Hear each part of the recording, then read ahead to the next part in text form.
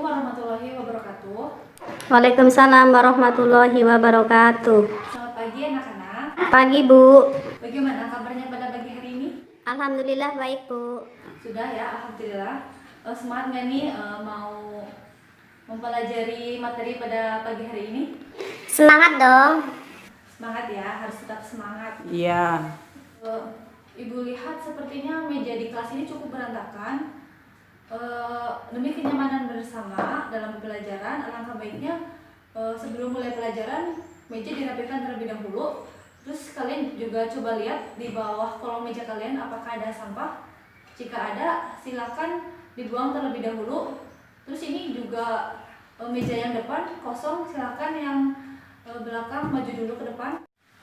Nah, sebelum memulainya pelajaran, alangkah baiknya kita berdoa terlebih dahulu agar materi yang kita dapat pada pagi hari ini dapat bermanfaat untuk kita semua di kemudian hari. Berdoa menurut agama dan kepercayaannya masing-masing dimulai. Berdoa selesai. Untuk selanjutnya, Ibu akan mengabsen kalian. Apakah dari kalian ada yang tidak masuk? Yang pertama, Mela. Hadir Bu. Vera. Hadir. Lulu. Hadir. Desi. Hadir. Sunairo. Hadir Bu. Baik, hadir semua ya. Ya Bu. Pada pagi hari ini kita akan membahas materi mengenai, ada yang tahu mengenai apa? Nggak tahu Bu. Nggak tahu ya, pada pagi hari ini kita akan membahas materi mengenai Kerajaan Majapahit. Sebelum kita mempelajari materi mengenai Kerajaan Majapahit ini, ada yang masih ingat nggak materi hari kemarin tentang apa? Lupa Bu. Masa lupa? Coba diingat lagi. Yang lain ada yang ingat?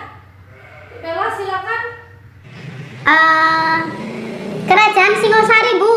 Ya benar, mengenai Kerajaan Singosari. Mengenai Kerajaan Singosari ini, apakah kalian masih mengingat tentang apa saja sih yang kita pelajari di Kerajaan Singosari ini?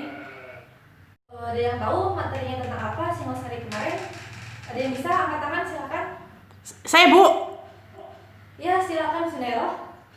Raja pertama Ken Arok dan kejayaan pada Kertanegara. Ya benar.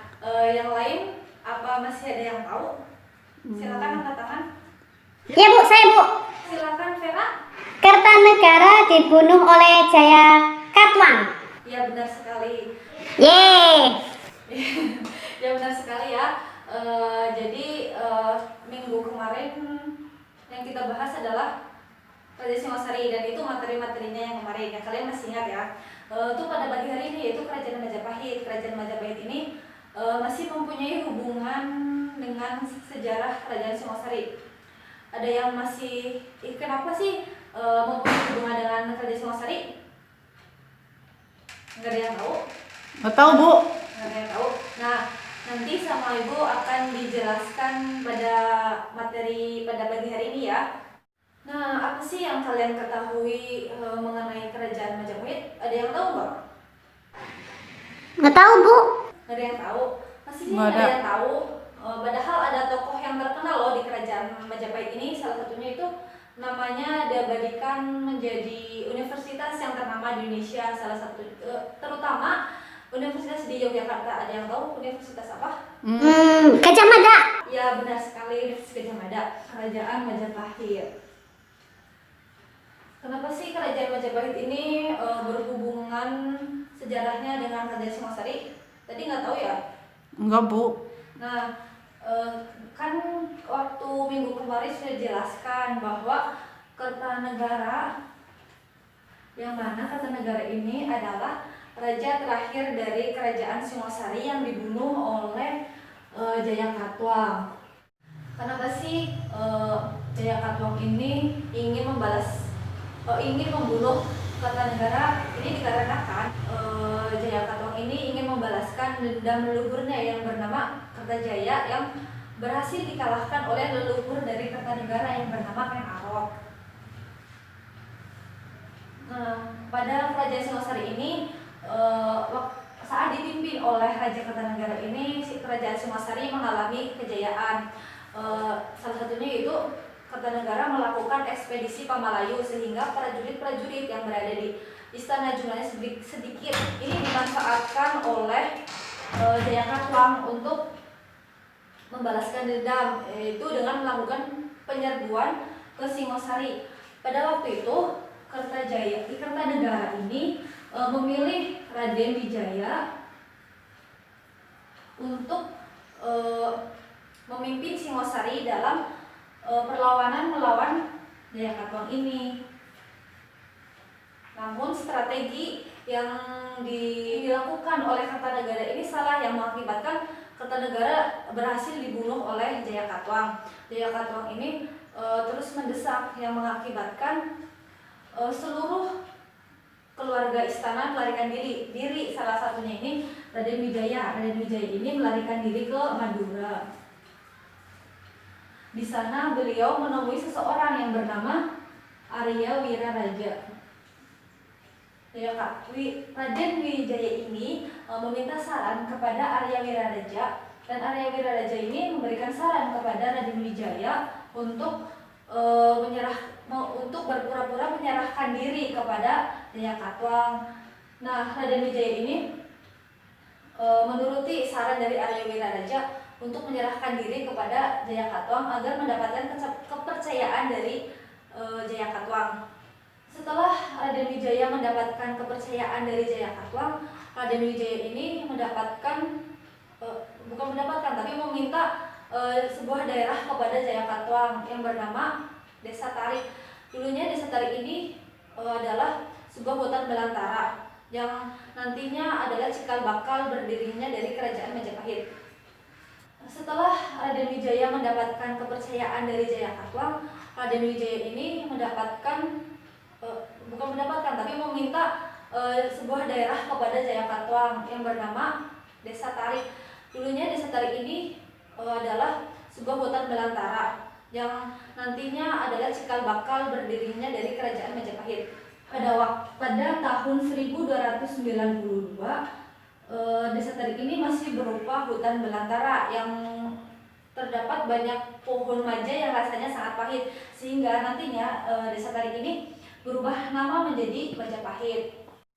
Nah, Desa Tarik ini nantinya akan dijadikan sebuah pertahanan terdepan oleh Raden Wijaya jikalau ada musuh yang masuk melalui Sungai Berantas, karena Desa Tarik ini letaknya di tepi Sungai Berantas. Raden Wijaya selalu menunggu kesempatan untuk membalaskan dendam kepada Jayakatwang, hingga akhirnya tiba pada tahun 1293, yang mana datanglah pasukan dari Kubilai Khan ke Jawa. Pasukan Kubilai Khan ini bertujuan untuk menghukum Kartanegara, karena Kartanegara telah melukai utusan dari pasukan Kubilai Khan yang bernama Mengci. Namun pasukan Kubilai Khan ini tidak tahu jikalau Kertanegara ini sudah dibunuh oleh Jayakatwang, sehingga situasi ini dimanfaatkan oleh Raden Wijaya untuk dapat mengalahkan Jayakatwang. Dan Raden Wijaya ini berjanji kepada pasukan Kubilai Khan jikalau mereka dapat mengalahkan Jayakatwang, dan Raden Wijaya ini akan tunduk kepada pasukan Kubilai Khan. Nah, hingga pada suatu hari Raden Wijaya beserta pasukan Kubilai Khan berangkat menuju Daha untuk menyerang Jayakatwang bersama pasukannya, dan Jayakatwang akhirnya dapat dikalahkan. Namun Raden Wijaya ini dia ingkar janji, dia tidak mau tunduk kepada pasukan Kubilai Khan, dan Raden Wijaya ini malah menyerang balik pasukan Kubilai Khan dan mengusirnya dari Pulau Jawa. Nah, Raden Wijaya ini nantinya menjadi raja pertama dari Kerajaan Majapahit.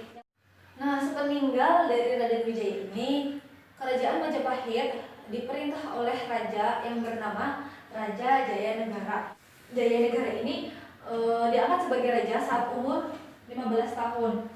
Usianya masih sangat belia, sehingga beliau kurang cakap dalam pemerintahan sehingga banyak terjadi pemberontakan pada masa pemerintahan beliau.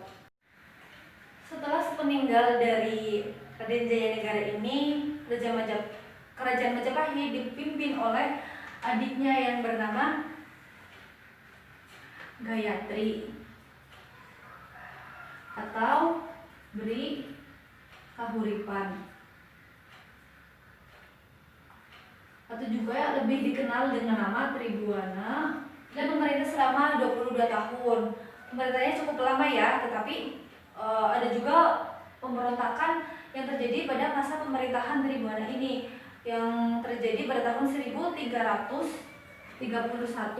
Pemberontakan ini dapat diatasi oleh Gajah Mada. Atas dasarnya ini, Tribhuwana mengangkat Gajah Mada sebagai Mahapati Amangkubumi pada tahun 1336 Masehi. Setelah sepeninggalan Tribhuwana, Kerajaan Majapahit dipimpin oleh anaknya yang bernama Hayam Wuruk. Pada masa pemerintahan Hayam Wuruk ini, Kerajaan Majapahit mengalami kejayaan, yang mana kejayaan tersebut yaitu kekuasaan Kerajaan Majapahit hingga seluruh Indonesia, bahkan sampai ke luar negeri seperti Semenanjung Melayu, yaitu sekarang Malaysia dan Brunei, kemudian Tarik yang sekarang Singapura, dan juga sebagian Filipina dan Thailand. Namun pada masa kejayaan Hayam Wuruk ini terdapat sebuah peperangan antara Kerajaan Pajajaran dan Kerajaan Majapahit. Peperangan ini dinamakan dengan Perang Bubat. Hingga pada tahun 1364 Gajah Mada meninggal dan disusul oleh Hayam Wuruk pada tahun 1389.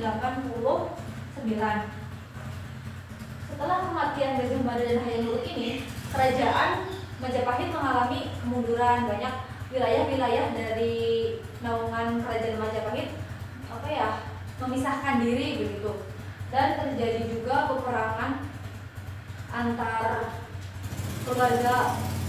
Dan setelah Hayam Wuruk wafat, digantikan oleh sepupunya yang digantikan oleh Wikramawardhana. Wikramawardhana ini sepupu dari Kusumawardhani. Kusumawardhani ini adalah anak dari Hayam Wuruk. Pada pemerintahan Wikramawardhana terjadilah sebuah peperangan yang bernama Perang Parigrig. Perang Parigrig ini terjadi antara Wikramawardhana dengan Wirabumi, yang terjadi pada tahun 1405 sampai 1406. Akhirnya peperangan ini dimenangkan oleh Wikramawardhana dan Wirabumi dihukum pancung. Nah, sepeninggal dari Wikramawardhana ini banyak raja-raja selanjutnya, sampai akhirnya raja terakhir dari Kerajaan Majapahit ini adalah Beri Kertabumi, atau yang lebih dikenal dengan Brawijaya. Nah, setelah pemerintahan dari Brawijaya ini, Kerajaan Majapahit mengalami keruntuhan dikarenakan adanya Islam masuk, sehingga Kerajaan Majapahit mengalami keruntuhan.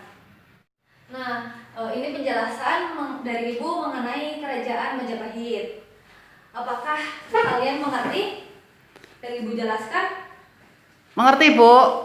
Mengerti ya. Nah, pembelajaran mengenai Kerajaan Majapahit pada pagi hari ini sudah selesai ya. Kesimpulannya adalah, walaupun Kerajaan Majapahit adalah kerajaan yang cukup besar ya, dan kekuasaannya sampai ke luar negeri, tetapi tetap saja gitu Kerajaan Majapahit bisa runtuh. Nah, berhubung waktunya udah hampir selesai, jadi sekian saja pembelajaran pada pagi hari ini. Semoga materi yang kita pelajari pada pagi hari ini dapat berguna bagi kita semua untuk kedepannya nanti. Nah, selesainya pembelajaran pada pagi hari ini. Wassalamualaikum warahmatullahi wabarakatuh. Waalaikumsalam warahmatullahi wabarakatuh.